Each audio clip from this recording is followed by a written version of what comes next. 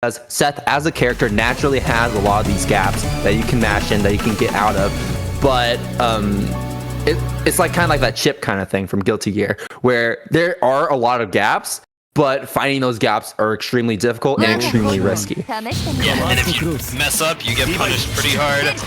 We've got the Under Night Classic, both players running away. A big hit here, though, with that projectile setup. Nice combo into a setup here. Axin's gonna have to block, but gets a nice throw out. Yeah, throws him into the corner, and here you have Jack push blocking him out with the shield, but we are just blitzing right in that shield move. 214B doing work. Counter hit, trade, but working out incredibly well for Axin's favor. Going to get a really nice combo off here. Get a setup with the sword buff as well. Going to swap sides here. Change shift, keep this pressure going. Has a full meter tank available. Is going to spend it, keep those plus frames, and Jag content with just standing there, shielding everything, trying to find a way out, but that is negative. Axin mashing on it and getting out, winning that round. Yeah, Axin with a really strong performance there, just turning one hit into the entire round win, and now putting Jag back into that corner, but Jag mashing out, getting a huge counter hit, gonna get a nice setup here, and Axin's gonna have to block. Nice tech on that throw, and now it's Axin's turn again. Yeah, and really good tech on that throw too, not just because he throws him into the corner, but also because it destroys the orb that, if you didn't notice, Jag trickily set it off screen, so you just could not see it. And that reset, doubling the damage Axin can put out there, letting them keep their turn here. But now Jag gets a turn, and they're going to have to put in a lot of work to take this life lead back. Gets the really nice blocks, but Axin couldn't block forever. This is going to be a lot of damage right here. Actually just going to go for a safe ender right there, but that's a punish, and Axin going to take that first game. Now, if you don't know how Under Night works, it's kind of just your basic first 2-2 for most of the bracket until we get to finals, where it will be a first to 3. So that does put Axin on to set point. Yep. Any set with final in the name is going to be a first to 3. And anything without that is first to 2. So Axin just needs one more game here to take it. We're setting up the orbs, and Axin going to respect it, actually. Gets mixed up there. Axin gonna take a sizable amount of damage off of this and get put into another setup back next. Yeah, there's the orb coming out yet again, and once again Axin just sitting there, going to be content with blocking it, but you have to push in at some point, because if you don't, then Jag is going to keep setting down those orbs, keep setting the pace of neutral, and you're going to have a really tough time getting in and mixing him up. And Jag doing so much damage right now, throwing him into the corner, but the veil off is going to be popped. Popping veil off if you turn.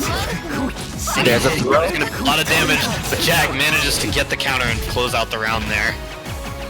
But because both these players did pop veil off, that does leave them at 0 meter for both of them. So we're kind of just working back up from scratch.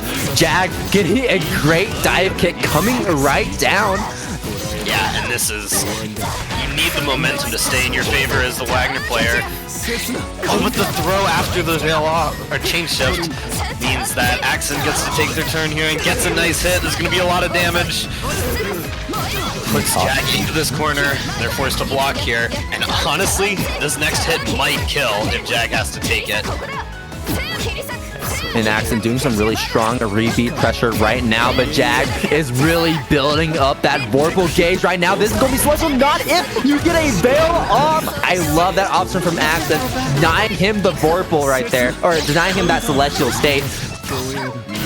There's that throw.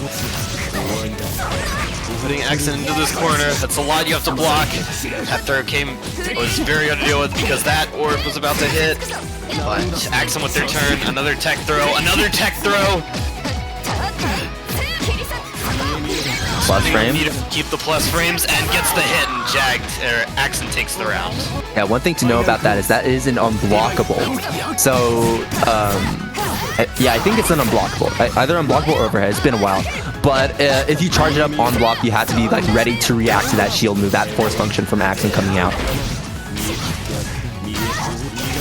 Are coming out. This is going to extend the pressure right now. Oh, the veil off and the punish from Jag. This is not going to be a lot of damage because he doesn't really have the resources available to him. But it's okay because you don't need to do a lot of damage with Seth. You just need to set up for the next opening. And this is why I'm talking about why anti-airing Seth is so important. You see that Jag is just controlling the airspace so much, always being in the air, dive kicking down, setting up those orbs. And you kind of just want to snipe him from the air when he's doing those things, especially when he just comes down and does a random command grab, a dive kick, right? Catches you off guard. Counter hit for Axin. This should be enough to finish. Don't drop it now. There goes CVO. Keeps it safe. Keeps it really easy and clean. An easy, clean 4k damage from Axin. Didn't even need to use either of the sword buff or the shield buff and is able to take it 2-0 over Jag.